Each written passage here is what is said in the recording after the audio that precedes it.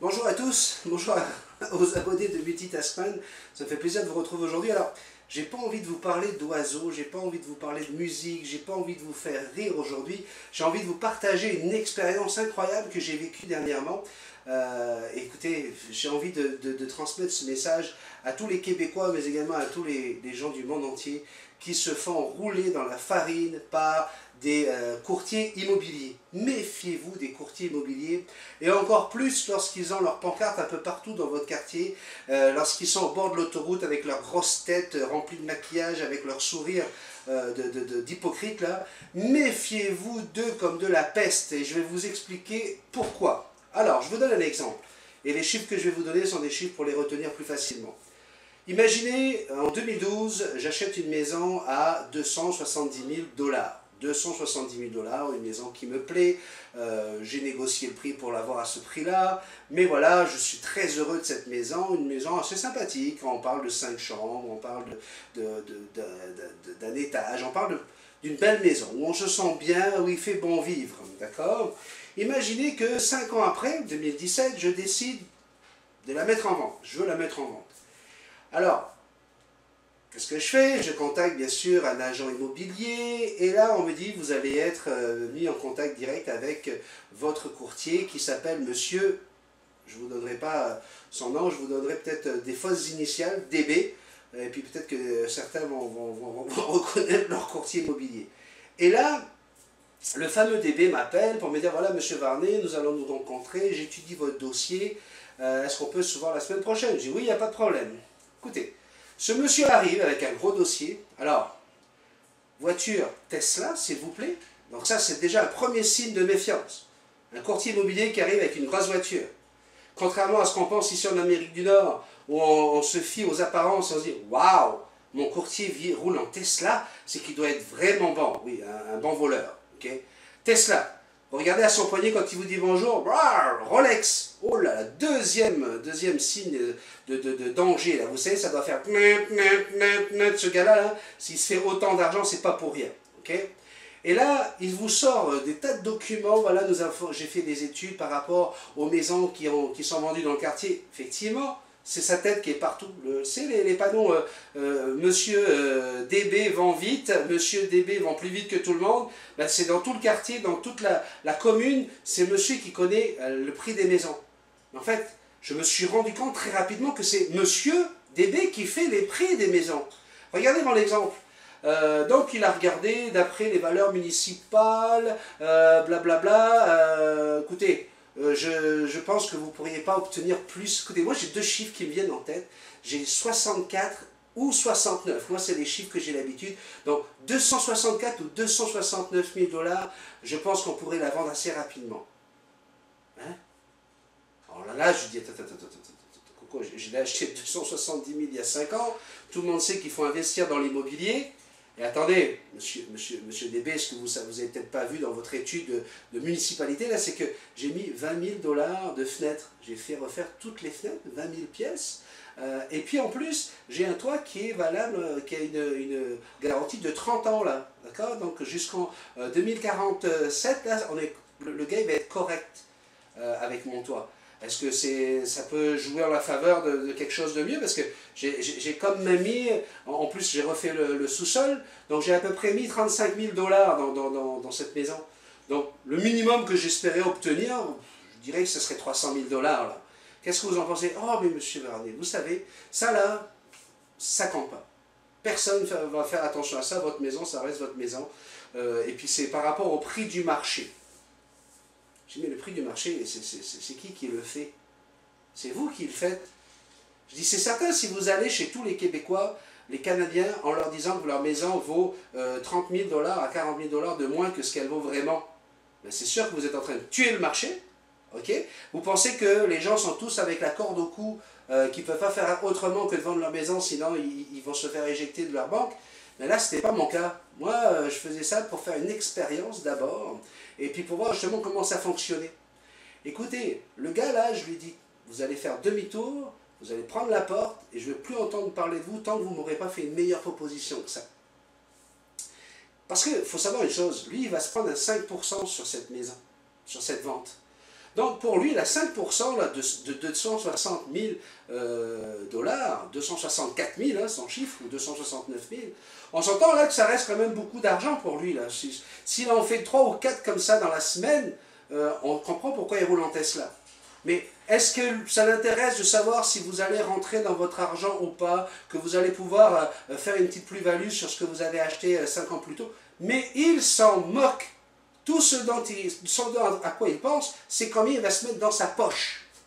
Je dis, écoute-moi bien, Coco, là.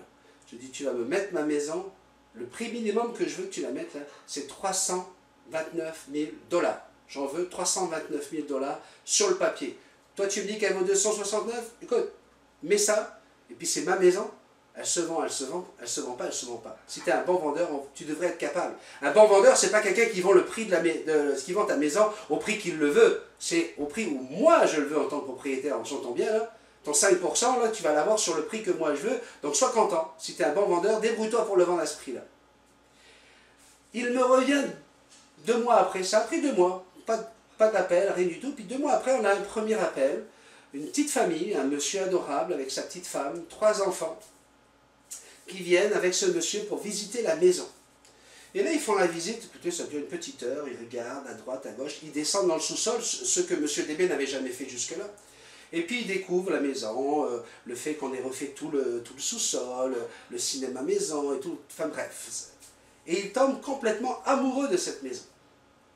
Et là, devant M. DB, je rappelle à ces gens-là, je dis, écoutez, je ne sais pas ce que M. DB vous a dit là, mais je vous rappelle quand même qu'on en veut pour 329 000 et il est hors de question que je descende plus bas que 300.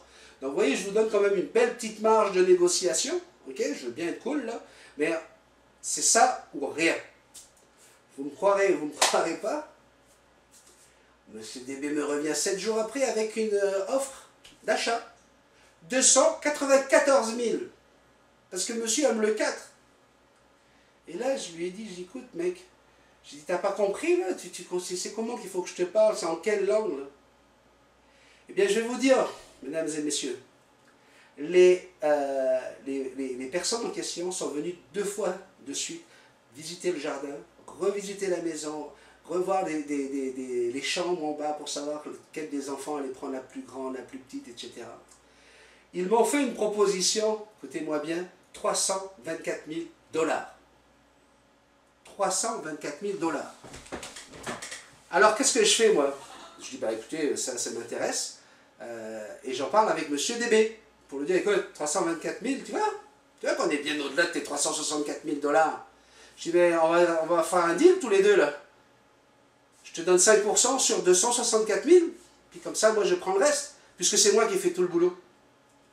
Monsieur se fâche, monsieur n'est pas content, monsieur se sent insulté d'être accusé de ce qu'il est, un voleur. Résultat, j'ai signé en bas de la feuille, la chose a été rompue, le contrat a été terminé, et aujourd'hui, je suis toujours dans cette maison parce que de toute façon, je suis très très bien ici, j'avais pas l'intention plus que ça de quitter ma maison, mais je voulais absolument témoigner de ce qui arrive aujourd'hui sur le marché, et je pense que c'est pareil aux États-Unis, c'est pareil en Europe. Les courtiers immobiliers, mais fuyez-les comme la peste, plus ils vont être dans des magazines, plus ils ont des moyens de se payer des pancartes au bord de l'autoroute, dans les chemins, un peu partout. S'ils ont assez d'argent pour se faire de la publicité, pour mettre votre maison en photo dans des magazines, méfiez-vous-en, ils se font beaucoup trop d'argent et surtout, ils tuent le marché. Donc, c'est pas juste personnel ce que je vous dis, là, c'est collectif. Il faut à un moment donné, et on comprend très bien pourquoi des compagnies comme duproprio.com ou pourquoi les gens maintenant veulent vendre de propriétaire à propriétaire, parce que ça devient incroyable à quel point ces gens jouent un rôle négatif sur la société. Je suis désolé, mais à cause de ces gens-là, vous avez des quartiers entiers, alors que ma maison, je rajoute une toiture neuve, des fenêtres neuves. Entre-temps, en 5 ans, il y a une gare qui s'est construite proche de chez nous. Cette maison, obligatoirement, doit prendre 15 à 20% de valeur. Ils veulent la vendre moins cher que ce que j'ai acheté 5 ans plus tôt. Mais ce gars-là, il est en train de profiter du système, profiter d'une société qui est dans l'étranglement, et je dis qu'il faut absolument communiquer là-dessus. Donc s'il vous plaît, c'est pas pour ma chaîne ou quoi que ce soit, mais communiquons au maximum là-dessus. Méfiez-vous des courtiers immobiliers qui se la jouent, qui se la pètent trop riches. Un courtier immobilier, il est payé très très cher, 5% de la valeur de la vente de votre maison, hein, en ressentant qu'à 264 000, il me restait combien dans mes poches? Mais moi je suis désolé, 50 payé moi les 270 000. Alors, méfiez-vous, s'il vous plaît, transmettez ce message au maximum. Faites courir ce bruit, parce que c'est insupportable de voir que des gens font baisser le marché et font baisser la valeur de nos biens. Dans quelques années, nos biens ne vendront plus rien à cause de ces gens-là, et c'est intolérable pour des propriétaires qui ont juste envie de justice en termes de valeur de leurs biens. Voilà, c'était ce que j'avais envie de dire aujourd'hui. Peut remonter, hein, le multitaskman. Écoutez, c'est comme ça. Si ce genre de conversation vous a interpellé, vous a plu, n'hésitez pas à vous abonner, hein, multitaskman. Vous cochez juste ici, puis allez voir d'autres vidéos. Vous allez voir, il y a des fois où je suis un peu plus rigolo, un peu plus marrant, puis vous verrez que je suis passionné des oiseaux aussi. Allez, je vous souhaite une très très belle année. Bye.